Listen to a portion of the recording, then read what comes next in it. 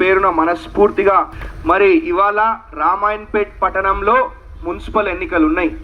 ఇవాళ మన వార్డ్ అభివృద్ధి కావాలా, మన జీవితాలు ముందుకు పోవాలంటే అధికార పార్టీ గెలవాలా.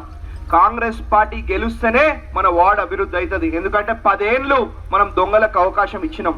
10 ఏళ్ళు దొంగలకు అవకాశం ఇస్తే ఏమని చేసిర్రా? ఇప్పుడు ఏమైనా చేస్తాడా? ఇప్పుడు ఏం చేయడు. ఇప్పుడు చెయ్యాలనుకున్నా చెయ్యలేరు. ఎందుకంటే అధికారంలో ఉన్నది కాంగ్రెస్ పార్టీ.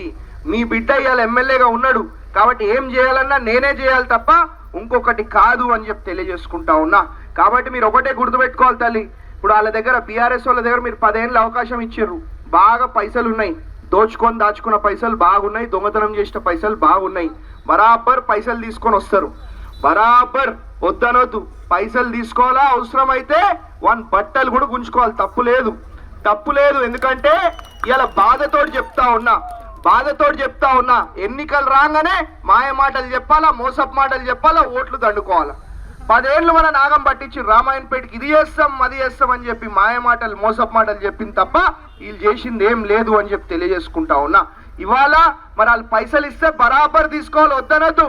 గుద్దేటప్పుడు ఏ గుర్తు ఓటేస్తారు? గుద్దేటప్పుడు మాత్రం చెయ్యి గుర్తుకు ఓటేసి మన కాంగ్రెస్ అభ్యర్థి గెలుస్తేనే ఇవాళ మన రామాయణపేట పట్టణం ముందుకు పోతుంది, మన 3వ వార్డు ముందుకు పోతుంది అని చెప్పి మీ అందరు కూడా తెలియజేసుకుంటా ఉన్నా. ఇవాళ 10 ఏళ్ళు మరి ఇంతకు ముందు బీఆర్ఎస్ వాళ్ళు డబుల్ బెడ్రూమ్ ఇల్లులు ఇస్తాం, దళిత బంద్ ఇస్తాం, బీసీ బంద్ ఇస్తాం, ఇది చేస్తాం అది చేస్తాం అని చెప్పి మాయ మాటలు మోసపు మాటలు చెప్పడం జరిగింది. కనీసం ఒక్క డబుల్ బెడ్రూమ్ ఇల్లు అని ఇచ్చిండ్రా అని చెప్పి నేను అడుగుతా ఉన్నా.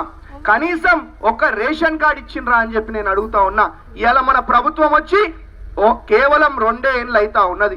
మరి 2 ఏళ్లలోనే ఇవాళ బ్రహ్మాండంగా ఎక్కడికి పోయినా ఇంద్రం మిల్లులు ఇస్తా ఉన్నాం, ఎక్కడికి పోయినా రేషన్ కార్డులు ఇస్తా ఉన్నాం. మా మహిళలు బాగుండాలా, మా యువకులు బాగుండాలనే ఉద్దేశంతో ప్రతి ఒక్కరికి కూడా సన్నబియ్యం ఇస్తా ఉన్నాం. సన్నబియ్యం వస్తలేవా మీకు? వచ్చేటోళ్ళందరూ గట్టిగా సాలని చెప్పి సన్నబియ్యం ఇస్తా ఉన్నాం. మరి 10 ఏళ్ళు మనం కనీసం ఏం తింటున్నాం ఏం చేస్తున్నాం అని పట్టించుకునేటోళ్ళు ఉండేనా? కనీసం మన బాధ చెప్పుకుందామంటే ఎవరైనా ఉండేరా అని చెప్పి నేను అడుగుతా ఉన్నా. ఇవాళ మన పిల్లలు మంచిగా చదువుకోవాలని చెప్పి మనం అనుకుంటాం. మన పిల్లలు బాగుంటేనే మన భవిష్యత్తు బాగుంటుంది, అవునా కాదా? మరి దాన్ని దృష్టిలో పెట్టుకొని పక్కనే రామాయణపేట్ మెయిన్ రోడ్ మీద దాదాపు 20 నుంచి 25 ఎకరాలలో 200 కోట్లతోటి మనం స్కూల్ కూడా తెచ్చుకోవడం జరిగింది అని చెప్పి తెలియజేసుకుంటా ఉన్నా. ఈ విషయం మీరు గుర్తుపెట్టుకోవాలా. ఎందుకంటే మన భవిష్యత్ తరాల కోసం మీకోసమే నేను ఇవాళ పనిచేస్తా ఉన్నా. మరి నేను గట్టిగా పనిచేయాలా,